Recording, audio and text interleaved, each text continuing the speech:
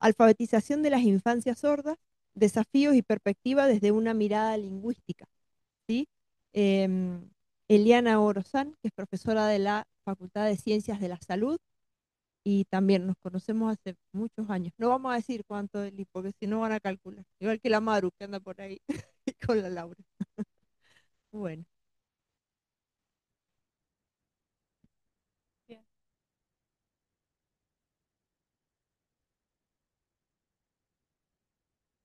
¿Cómo les va? Eh, bueno, como dijo Betty, yo vengo de la Facultad de Salud, eh, no soy de química, y mi aporte, ahí se escucha bien. Aldo, Aldo nos tiene así todo el tiempo. Bueno, mi formación yo vengo desde la fonoaudiología, soy licenciada en fonoaudiología, pero eh, así como mm, me he formado en lengua de señas, también la parte de posgrado ha ido siempre por el interés en la lingüística. Y, y hago esa parte, ¿no? O sea, la formación es en lingüística. Y yo me tomé el atrevimiento porque en el programa ustedes van a ver que dice alfabetización de las infancias, le agregué el sordas y le agregué el desafíos y perspectivas desde una mirada lingüística, o sea, qué se puede aportar desde, desde este lado, ¿no? Han venido ya comentando y hablando la importancia que tiene la lengua de señas, la cultura sorda.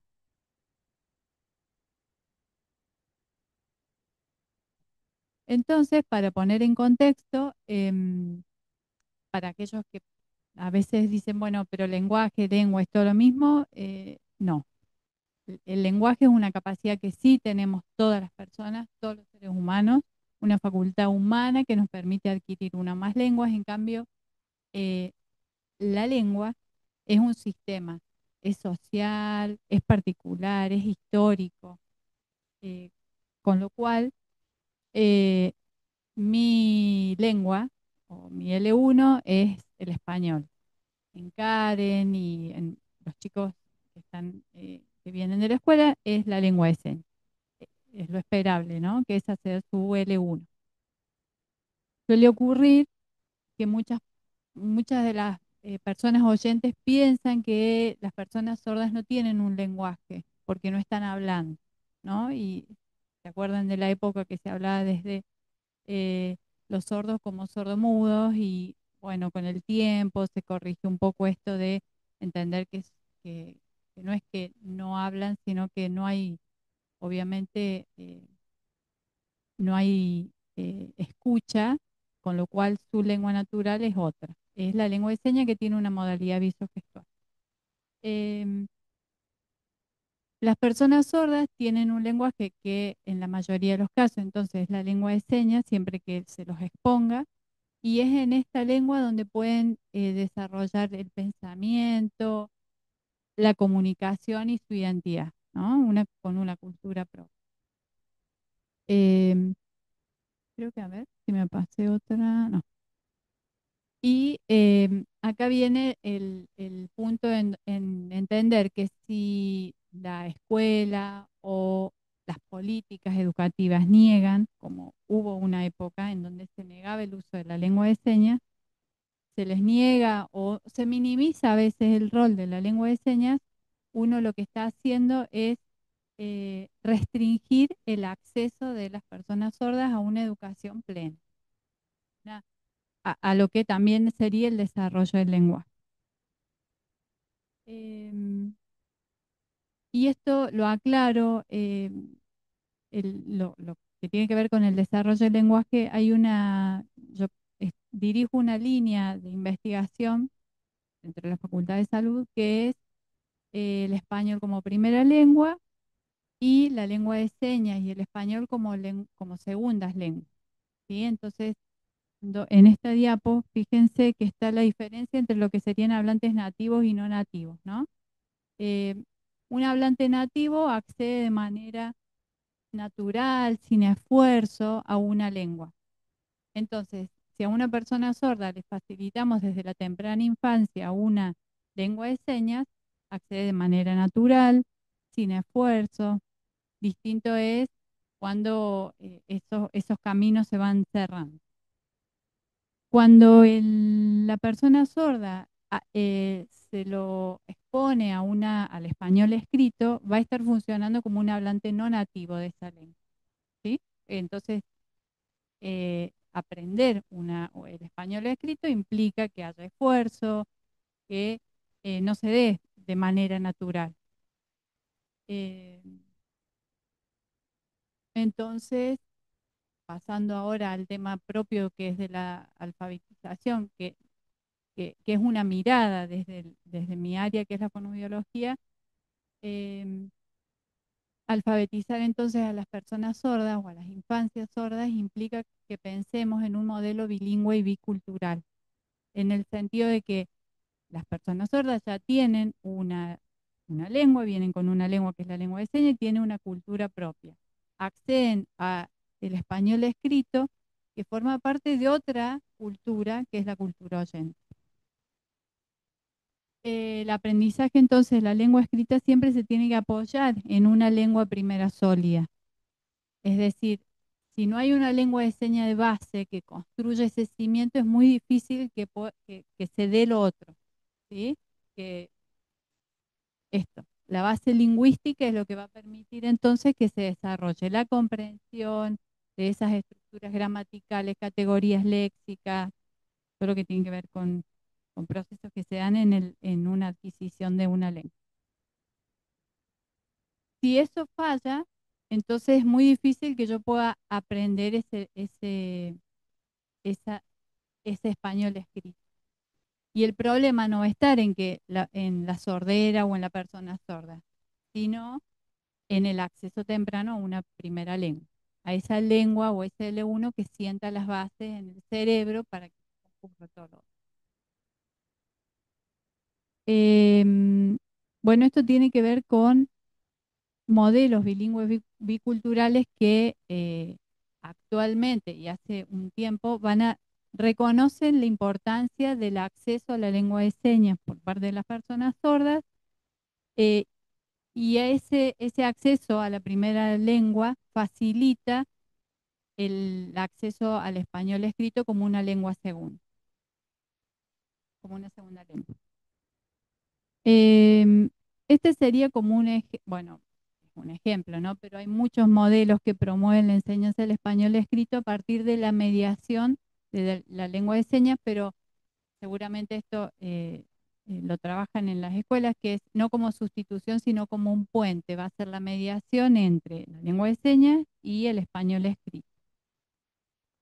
O sea, es el puente entre dos sistemas lingüísticos. Entendamos eso, que hay dos sistemas ahí que están funcionando. Por un lado, la lengua de señas es un sistema lingüístico que no tiene escritura, y por otro lado tenemos el español escrito, de los cuales las personas sordas no son nativos de esa lengua, ¿sí? Em,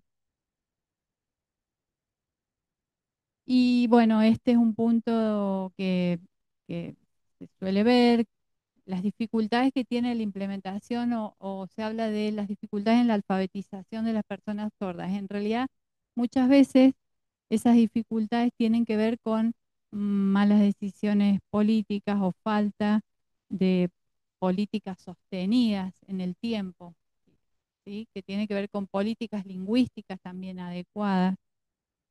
Em, bueno, sí, acá es esto mismo. Em, O sea, la falta de decisión de políticas lingüísticas es simplemente eso, no tiene que ver con una falta de capacidad en las personas sordas o en las infancias sordas, em, o en los sujetos, ¿no?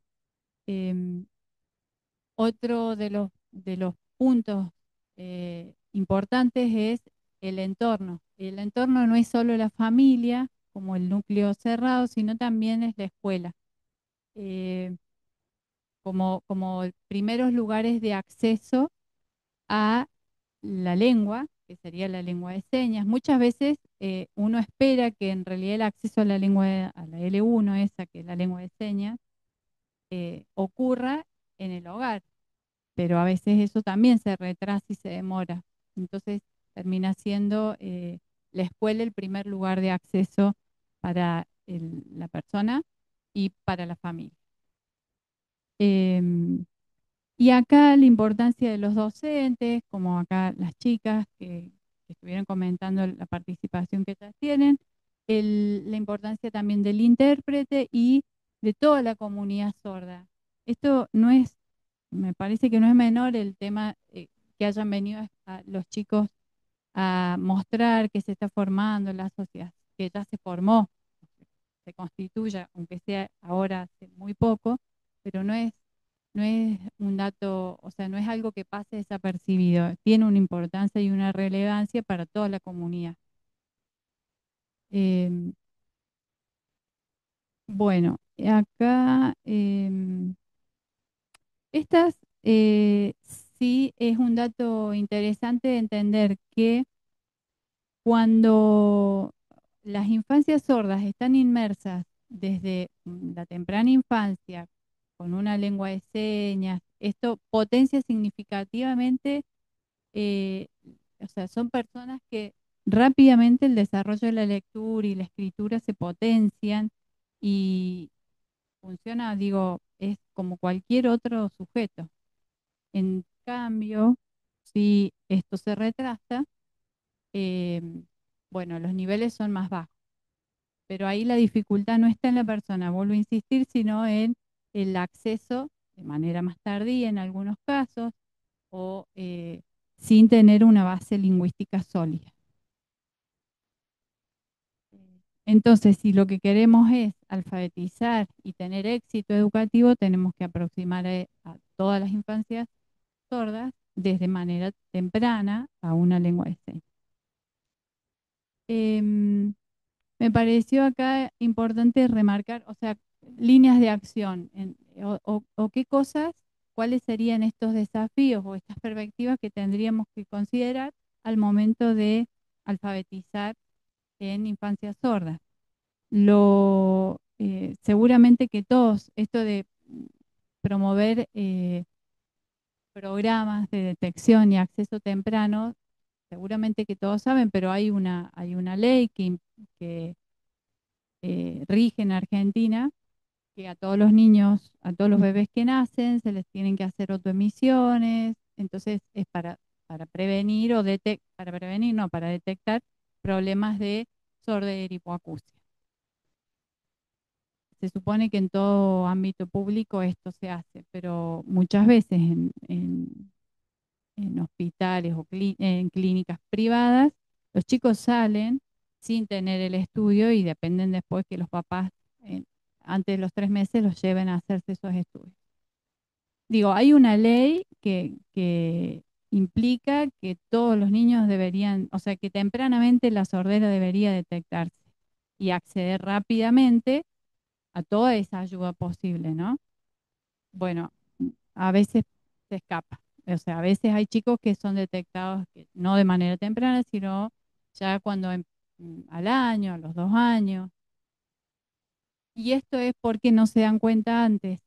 Em, en el desarrollo, en ese primer año de los bebés, me voy a ir un poco, voy así, un pedacito para mencionar eso. En ese primer año de vida hay eh, hay muchos momentos que se dan eh, de manera igual en un niño oyente y en un niño sordo. El balbuceo no ocurre solamente en el niño sordo, sino que también en el niño oyente, sino que un niño sordo también o sea, presenta balbuceo. Eh, Llega el año y los chicos oyentes empiezan con las primeras palabras, ¿no? Es decir, mamá, papá, con las reduplicaciones. Y ahí es donde el niño sordo siguió con el balbuceo, no hay una retroalimentación porque no está escuchando y empieza a fijar la mirada o a estar como buscando, ¿no? O empiezan todo lo deíctico, a señalar cuando quiere algo, o llevar la mano de la mamá para... Bueno, muchas veces a los papás eso se les escapa porque en realidad se está comunicando, la intención comunicativa está. Aunque yo te lleve la mano, eso está. Bueno, em, fortalecer la formación docente, que nos parece como un dato relevante, en la educación bilingüe. Muchos de la gente que estudia educación especial a veces no tienen la formación en lengua de señas y lo hacen una vez terminada la carrera o si es que empiezan esa línea, ¿no? De trabajar con personas sordas. Entonces, fomentar la formación docente en educación bilingüe y conocer la lengua de señas, claramente. El diseño de materiales didácticos visuales que favorezcan la conexión entre lo que es la lengua de señas y la lengua escrita, como el ejemplo de la jirafa. O sea, el dibujo, utilizando la modalidad visogestual. El dibujo, la seña, ¿sí? Eh, incluir siempre, esto es como casi que uno no tendría que tener dudas de esto, pero no ocurre, en la práctica no se da, que es incluir modelos lingüísticos dentro de las escuelas, que haya personas sordas, además del docente, el intérprete, etcétera, pero que haya referentes culturales y lingüísticos para las personas sordas. No se puede concebir una escuela que sea inclusiva y que la gente del kiosco o los que la maestranza no sepan lengua de señas. O sea, digo, todo el mundo en esa escuela debería eh, saber lengua de señas. Em, Esta la vamos a pasar. Eh, bueno, esta imagen, Aldo me dijo cuando estaba haciendo la presentación, pone fotos, pone imágenes. Fíjense, pero me pareció igual, son caricaturas, pero me parece que están muy buenas en el sentido de que la alfabetización en realidad no la tenemos que pensar como corregir el déficit o corregir eso que falta, que es la audición, sino ponernos en el lugar que tenemos que construir sentido y ese sentido se apoya en reconocer que hay una cultura distinta y hay un sujeto que lingüística y culturalmente es otro, es diferente a mí que estoy oyendo.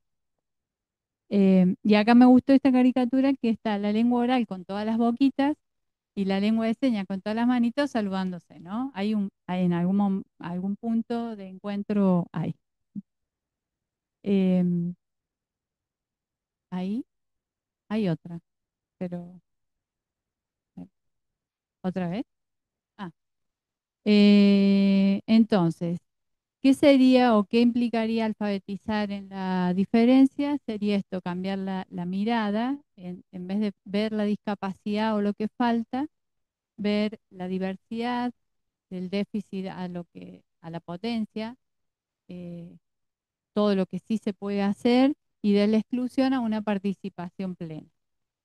Y acá les dejo también otra diapo que es, en vez de romper esos muros, tratemos de ayudarnos para subir por arriba, buscar otra forma.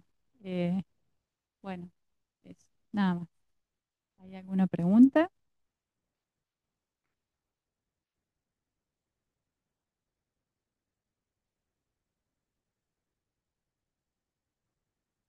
No, sí, sí.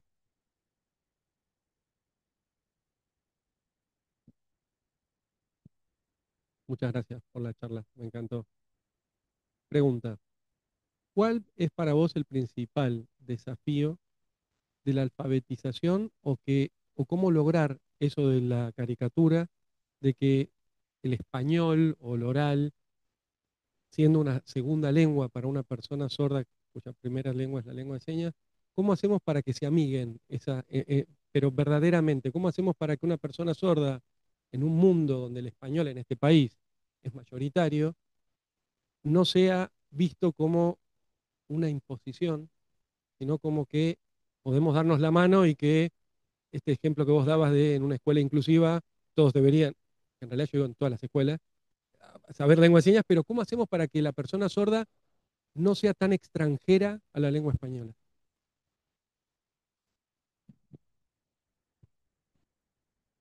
La respuesta podría ir, a ver, desde la lingüística sabemos que sí o sí no son nativos del español. Es como tener, o sea, si nosotros vamos a otro país eh, y no dominamos esa lengua o queremos, eh, vamos a Estados Unidos, apenas sabemos algo de inglés y nos va a costar. Y así aprendamos la escritura o siempre vamos a ser extranjeros en esa lengua. O sea, yo creo que acá no es, mm, la mirada tiene que ir por darle la importancia que tiene a la lengua de señas como una L1, que todas las personas sordas tengan un acceso pleno a la lengua de señas, que no ocurre siempre y que ahí empiezan a haber fallas, ¿no? O sea, ahí empieza la dificultad en el acceso a la educación, el acceso a la salud, em, llegar a un hospital a tener un bebé siendo sordo y que nadie del sistema de salud sepa lengua de señas. Son eh, realidades que las hemos visto, o sea, que ocurren, al menos en nuestra provincia pasan. Entonces, yo creo que primero es el acceso de todas las personas sordas a una lengua de señas, que es su L1 y que es la base, si uno lo piensa desde acá, el cerebro y cómo es la base cognitiva y lo prepara para todo, ¿no? Eso ya te hace partícipe sos un sujeto pleno cuando vos tenés un acceso a una lengua y a una cultura. Eso como de base.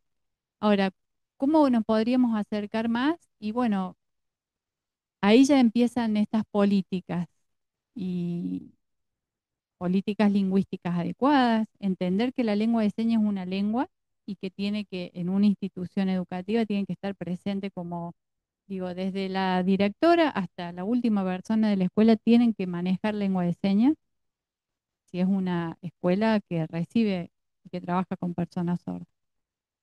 Eh, yo creo que el punto de encuentro está, siempre lo miro desde ese lado, o sea, es saber lengua de señas. El oyente, está bueno que en una escuela con personas sordas la mayoría sean personas oyentes que saben lengua de señas. No está mal, pero yo tengo que tener un referente cultural. Tengo que tener a alguien que, digo, de mi misma cultura. O sea, si no, sigo siendo extranjero en esa misma escuela que supuestamente me está incluyendo, ¿no? O sea, eh, es un trabajo tendría que haber una mesa redonda con gente de educación, de salud, digo, del gobierno, que escuchen estas cosas o participen o nos den su devolución. Nosotros hablamos desde una mirada, desde la investigación y desde siempre el trabajo promoviendo esto, pero no somos ciertamente los que implementamos esas políticas. La idea sería eso, ¿no? Y tampoco ponemos la plata. Bueno, gracias.